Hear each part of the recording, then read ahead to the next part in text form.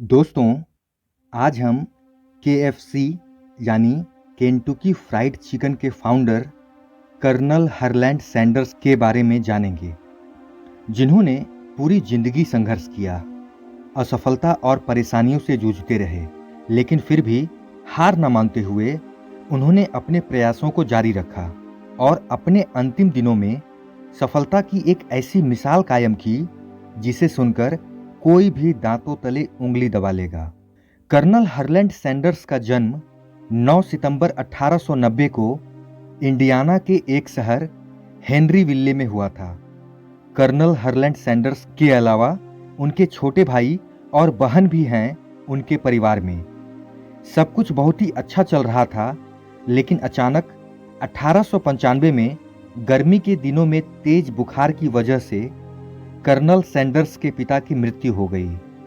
उस समय वह सिर्फ 5 साल के थे।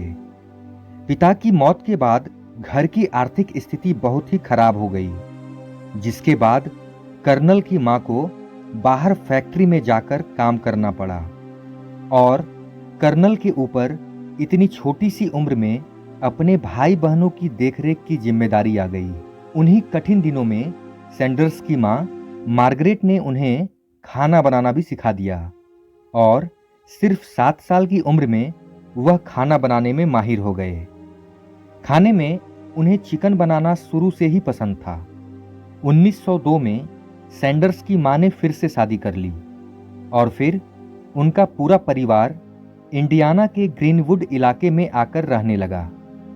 सैंडर्स के सौतेले पिता उनसे बहुत नफरत करते थे, जिसके कारण उनमें अच्छे संबंध नहीं थे और इसी कारण 1903 में सैंडर्स ने अपना घर छोड़ दिया और फिर खेत में आकर रहने लगे।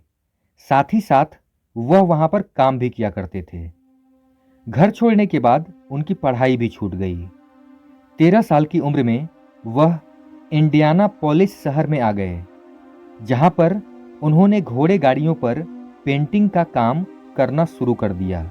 कुछ दिनों बाद उन्होंने वह काम छोड़ दिया।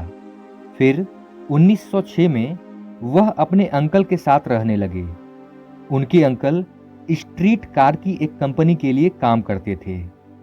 उन्हीं की मदद से सैंडर्स को कंडक्टर की जॉब मिल गई। इसी बीच उन्होंने रेलवे में फायरमैन की नौकरी भी की। इस नौकरी के दौरान ही उनकी मुलाकात जोसेफी नाम की एक लड़की से हुई। उन्होंने 1909 में सिर्फ 19 साल की उम्र में शादी कर ली। रेलवे में नौकरी के दौरान उनका एक सहयोगी से झगड़ा हो गया और उन्हें नौकरी से निकाल दिया गया। इसके बाद उनकी पत्नी अपने बच्चों के साथ उन्हें छोड़कर चली गई। इस बात का उनके दिल पर बहुत ही गहरा प्रभाव पड़ा और वह दिन ब दिन टूटने लगे। लेकिन उन्होंने अपने आप को संभाला और फिर से नौकरी की तलाश शुरू कर दी। उन्होंने अलग अलग तरह के काम करके अपना पेट पालना शुरू कर दिया। उन्होंने इंश्योरेंस और क्रेडिट कार्ड बेचा, टायर का बिजनेस किया और इसी तरह के छोटे छोटे बहुत सारे काम किए, लेकिन हर बार असफल होते रहे। 1929 में सैंडर्स केंटुकी राज्य के छोटे से शहर बोरविन में चले गए। यहाँ पर उन्होंने अमेरिका के रूट 25 पर एक छोटा सा गैस स्टेशन खोला। ग्राहकों के कहने पर उन्होंने स्टेशन के बगल में छोटा सा रेस्टोरेंट भी खोला, जहां वह अपने तरीके से विशेष रूप से तली हुई चिकन बनाने लगे, जिसे लोगों द्वारा बहुत पसंद किया जाने लगा। लोगों द्वारा पसंद किए जाने की वजह से उन्होंने उस बिजनेस को और बड़ा करने का सोचा और फिर बिजनेस को अच्छे से चलाने के लिए उन्होंने कार्नेल विश्वविद्यालय से 8 सप्ताह का होटल मैनेजमेंट का कोर्स किया। कर्नल सैंडर्स द्वारा बनाया गया चिकन केंटुकी के गवर्नर को इतना ज़्यादा पसंद आया कि उन्होंने सैंडर्स को कर्नल की उपाधि तक दे डाली और तभी से हर्नेल सैंडर्स के नाम के आगे कर्नल जुड़ गया। 1937 में सैंडर्स ने केंटुकी में अपने रेस्टोरेंट की कुछ और ब्रांच शुरू करने की कोशिश की, लेकिन उनका यह प्रयास भी असफल रहा और अगले कुछ साल में हाईवे बंद होने के कारण उनका अच्छा खासा चलता रेस्टोरेंट भी बंद हो गया और कुछ ही दिनों में जमा पूंजी भी खत्म हो गई। अब तक उनकी उम्र भी लगभग 62 साल हो चुकी थी। उन्होंने अपना पूरा जीवन पेट पालने से ज़्यादा कुछ भी नहीं किया था, लेकिन उन्हें अपने चिकन के रिसर्च पर पूरा भरोसा था। वह मसाले और प्रेशर कुकर लेकर अपने चिकन बनाने के यूनिक मेथड की मार्केटिंग करने निकल पड़े।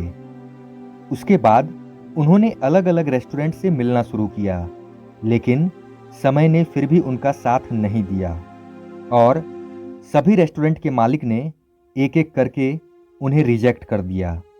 उन्होंने करीब 1000 रेस्टोरेंट की ठोकरें खाई और फिर उसके बाद जाकर उन्हें अपना पहला कस्टमर मिला। इसके बाद से कर्नल ने कभी पीछे मुड़कर नहीं देखा और फिर देखते ही देखते पूरी दुनिया में अपनी यूनिक चिकन रेसिपी की छाप छोड़ दी। आज कर्नल सैंडर्स के रेस्टोरेंट KFC 118 से ज़्यादा देशों में फैली हुई है।